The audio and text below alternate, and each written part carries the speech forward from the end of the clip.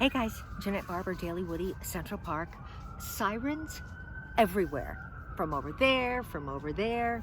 I feel like the scarecrow. You can go this way, you can hear a siren that way. But that's New York. Anyway, what a night. What a freaking night. I had some horrible nightmare.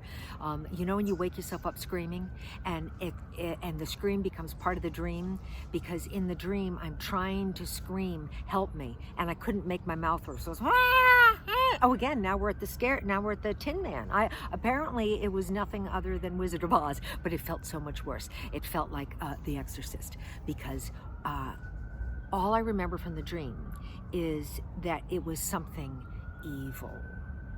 Something evil, this way comes. Something really evil in another room. And I was in a house that was not mine, but it was mine. And this horrible block of evil. And I couldn't get away. And you know when you know the kind of nightmare that's so bad you have to turn on the lights and get up and walk around the apartment because I couldn't just lay there in the dark? It was that kind of a nightmare. And I know this is unusual. I don't like evil. It's just me. It's one of my quirks. I don't like evil. I don't like demons. I don't like any of that supernatural stuff because I think it's all there. Actually, I know it's all there. I just thought of two stories that I could tell, but I'm going to tell the one. I'm going to tell this one, and I'll tell the other one later. Good information. Know what? Just finish a sentence, Janette. Okay, I'll just go with this. We had stuff. There were things on the farm. There were haunts, and I like to call them Haints. What's that from? That's literary reference. It's Tom Sawyer or Huckleberry Finn, one of the two, and they were always talking about Haints. So I like to call them Haints. And we always had Haints. But the worst Haint story was it was at the very end. My father wasn't there anymore, and we were clearing out the farmhouse, and almost everything was gone. The place was all shut up. The only thing that had any value was the garage on the other side of the driveway, and in it I had my truck. It was my father's truck. I can't even drive, but still, it was my truck. It was this color, this bright orange truck that I helped my father remodel or remake or whatever they call that. And I did it completely against my will when I was 12 because he made me. But he fixed it. My father was very particular. Like, he took off the bumpers because you know where the little hole is where a nail would go through? That didn't look right, but there's a nail. And it gets your minds right, for God's sakes. But he had this feeling that right in here it might not have been painted. That's how much he took the damn thing apart. So this was my truck. And it was in the little garage. My sister was driving, and we were going up the driveway, and we get up almost to the little part where it really goes uphill, and we see that the doors to the garage are open. And literally, I almost swallowed my tongue. But we couldn't see in it because some other old junky car, my father had a lot of junky cars, was sitting there. So we literally stopped, and we realized it's been broken into. And I realized in that moment that my truck is gone. And then we drive up. My truck is in there. And we go over to this spot. Now, the things you have to know about this is that the two doors that were open like this is everything on the farm was 100 years old to 200 years old and more. So it was two lips that came, like they overlapped like this. And then they had two bars, and you put a 2x4 on the inside. So it was locked from the inside. And these doors were open. There was only one door, a side door, to get in.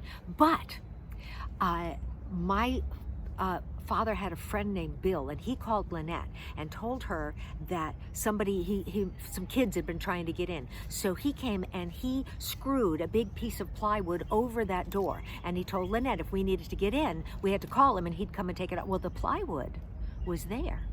The plywood was still screwed over the door, but these two doors were open. There is no way on earth for those doors to open except from the inside.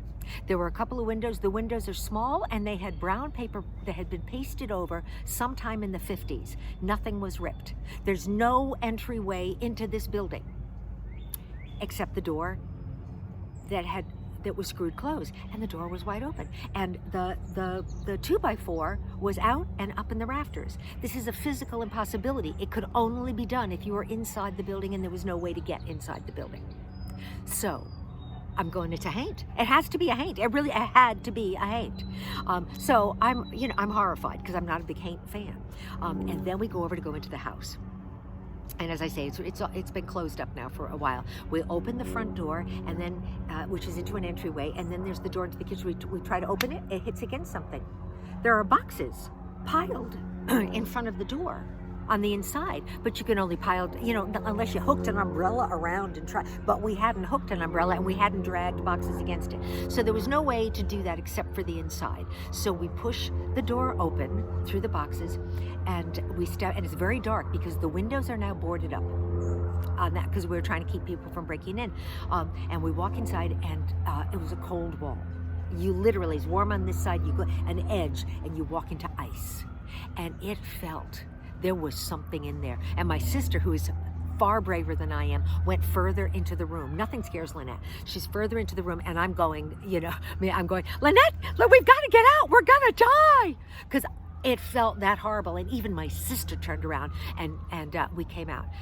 It felt, I can't even describe to you the icy cold horror inside that house. And then we couldn't figure out how could boxes have been piled. We walked all the way around the house. We checked every single window. There was no door open. There was no window that had been broken into. There was no boards taken off. So something was in that house, and it felt so much worse than a Haint that I called it a Balrog. So it was horrifying. And then later we sold the farm. And one time we went up there when the guy was just coming, the guy that had bought it, and we said, now that we've gotten the money, we said, we think there might be something in there. And he goes, oh, I know there is. He wouldn't go in there. He tore it down. He wouldn't go in there himself. And he was a developer, and he bought stuff in Rhode Island around there. And he said he'd been in a lot of haunted houses, but he said he wouldn't even go in that house because of whatever was there. So, needless to say, I don't like dreaming about Haints. It was terrifying last night. I'm going to sleep with the light on tonight. I just think that would be best for everyone. So, for God's sake, stay safe, you guys. I'll see you tomorrow. Daily Woodie, share it if you like it. Bye-bye.